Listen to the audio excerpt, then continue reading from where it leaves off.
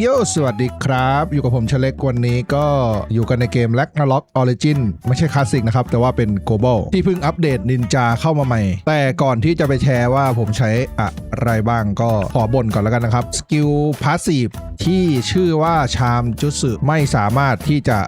ใช้เอฟเฟกของ Ignore Dev ตรงนี้ได้มันเขียนว่าชามจุสึนี้สามารถสะสมได้สูงสุด3ชิ้นทุกๆครั้งที่ได้รับชามจุสึจะเพิ่มจักกะ5แต้มและชามจุสึแต่ละชิ้นจะเพิ่ม Fire Earth Wind Water Damage ไอ้ตรงส่วนเนี้ยไอ้ตรงส่วนที่เป็น Damage ธาตุไม่มีปัญหานะครับแต่ว่าตรงที่เป็นส่วนของ Ignore เนี่ยยังมีบั๊กอยู่ไม่รู้ว่าเป็นบั๊กหรือตั้งใจเพื่อไม่ทำให้มันโกงเกินไปนะครับเพราะปัจจุบันอาชีพนินจาเนี่ยสามารถทำเจาะเกาะแบบยืนเมืองเนี่ยได้ 50% ถ้าเกิดได้รับบัฟในส่วนของนินจุสึอีกเนี่ยก็สามารถทำเจาะเกาะ 100% ได้แบบง่ายๆเลยเพราะว่าทางตัว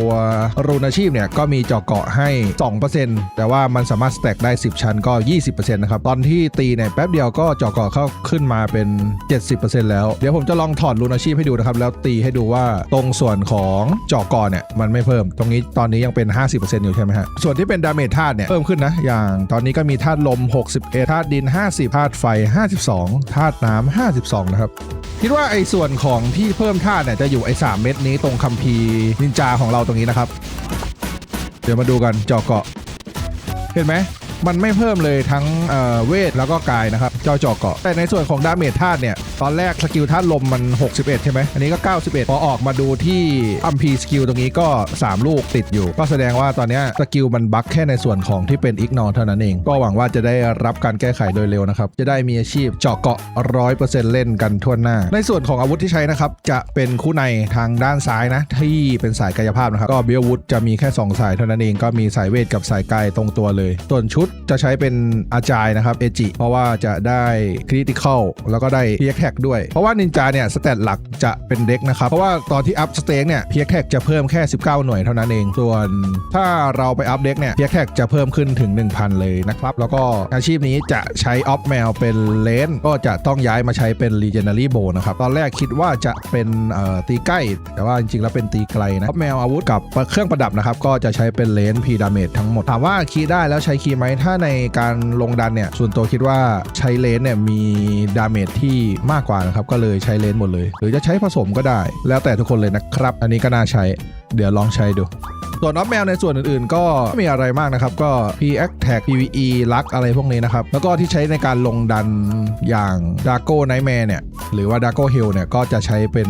M Damage Reduction นะครับก็จะช่วยทำให้เราเนี่ยยืนได้ดีขึ้นนะเครื่องที่ใช้นะครับก็จะมี Void Blade มี Apex Phantom Blade นะครับแล้วก็ Soul Illusion สกิลที่อัพผมก็เหมือนเดิมนะครับผมจะกดแนะนำตรงสายคู่ในตรงนี้แล้วก็ในคลาสที่ 2 จะลดสกิลลมตรงนี้ First Wind มาอัพเป็น Water Evasion แทนนะครับสกิลนี้จะอัพเต็มหรือไม่เต็มก็ได้แล้วแต่ทุกคนนะครับ Illusion Fear สกิลนี้ก็จะไปทำงานร่วมกันกับเปลืองที่เปิดให้ดูไปเมื่อกี้นะส่วนสกิลของคลาส 3 ก็จะประมาณนี้นะครับไม่ได้มีอะไรพิเศษเลยสกิลมังกรดำนี้มันเหมือนจะใช้ได้นะแต่ใช้ไม่ได้นะครับเพราะว่ามันจะกระตุ้นได้ก็ต่อเมื่อใช้นินจุสึหรือว่าแอดวานซ์นินจุสึซึ่งเป็นสกิลของทางสายเวทนะครับไม่ต้องไปอัพก็ได้นะส่วนในสกิลออโต้จะใช้แค่นี้นะครับถึงแม้ว่าพวกสกิลนี้มันจะดูให้ดาเมจเยอะแล้วก็สกิลคู่ใน Explosion นะครับถึงแม้ว่าจะทำถึงแม้ตัวเลขดาเมจเนี่ยจะดูเยอะแต่ว่าแอนิเมชันของสกิลเนี่ยค่อนข้างนานนะครับทำให้มันไปขัดตัวคู่ใน Distortion ที่เป็นสกิลดาเมจหลักของเราเนี่ยค่อนข้างบ่อยส่วนตัวก็เลยไม่ใช้นะครับแล้วก็สกิลนี้ก็เหมือนกันถึงแม้จะเป็นสกิลคลาส 3ที่จะทำการระเบิด Stack Distortion บนตัวศัตรูเนี่ยแต่ว่าบางทีมันก็ใช้มั่วๆซั่วๆนะครับก็ทำให้ไปขัดสกิล Distortion เหมือนกันก็เลยไม่ได้ใช้นะครับแล้วก็สกิลหูหมาฮูม่าชูริเคนนะครับก็สกิลนี้ก็ใส่เข้าไปในออโต้นะครับเพราะว่ามันลด P Damage Reduction ของเป้าหมายเนี่ยได้5ชั้นละ10เปอร์ก็ลดเยอะมากๆเลยนะครับถ้าไปคอมโบกับอาชีพอย่างเจเนติกเนี่ยก็สามารถลดได้ถึง 100% โดยไม่มีสกิลย่าเยอะมากเลยนะครับเนี่ยเล็กซัสที่ผมใช้นะครับก็จะมีคู่ใน Amplify น้อยมากเลยเนี่ยพีดาเมจแค่ 2% ซ้อนทับได้สูงสุด10ชั้นแล้วก็ Nightmare Descent เหรอใช่ไหมอ่านถูกไหมประมาณนี้นะครับมีโอกาสติดเฟียร์ด้วยแล้วก็ Phantom Shield นะครับก็ Stealth จุสึส่วนอีก2อันเนี่ยน่าจะเป็นของทางฝั่งสายเวท Nippon Training เนี่ยน่าจะเป็นของทางฝั่งสายเวทนะครับก็จะมีสายกาย2อันสายเวท2อันแล้วก็สกิลซัพพอร์ต2อันในเบลล่าก็จะเลือกเป็นสายนินจาคู่ในนะครับทางด้านซ้ายตรงนี้ ส่วนสกิลยันต่างๆนะครับก็จะเพิ่มดาเมจที่เราจะสร้างต่อมอนสเตอร์ที่แพ้ธาตุนั้นนะครับอย่างไฟก็จะตี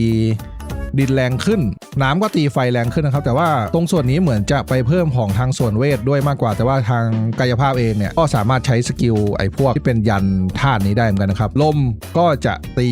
น้ำนะครับปกติเลยไม่มีอะไรมากแต่ว่าทางยันดินเนี่ยค่อนข้างดีเลยครับสามารถนำมาใช้ได้กับอาจจะเป็นทุกตัวละครเลยไหมเพราะว่ามันเพิ่ม P Attack และ M Attack 30% ใน Equipment P Def กับ Equipment M Def เนี่ยอีก 10% นะครับส่วนวิธีการใช้งานสกิลเลียม Exertion เนี่ยก็ต้องใช้คู่กันกับพวกยันธาตุต่างๆนะครับอย่างถ้าเราใช้ยันธาตุไฟก็จะสร้างสถานะเบิร์นก็คือเผาไหม้ยันธาตุลมนะครับก็จะทำให้ศัตรูเนี่ยติดใบ้แล้วก็ติดหลับได้ยันธาตุน้ำจะทำให้ศัตรูแข็งนะครับแล้วก็ยันธาตุดินจะทำให้ศัตรูติดสถานะเพทริฟายลักษณะการใช้งานก็จะประมาณนี้นะครับก็กด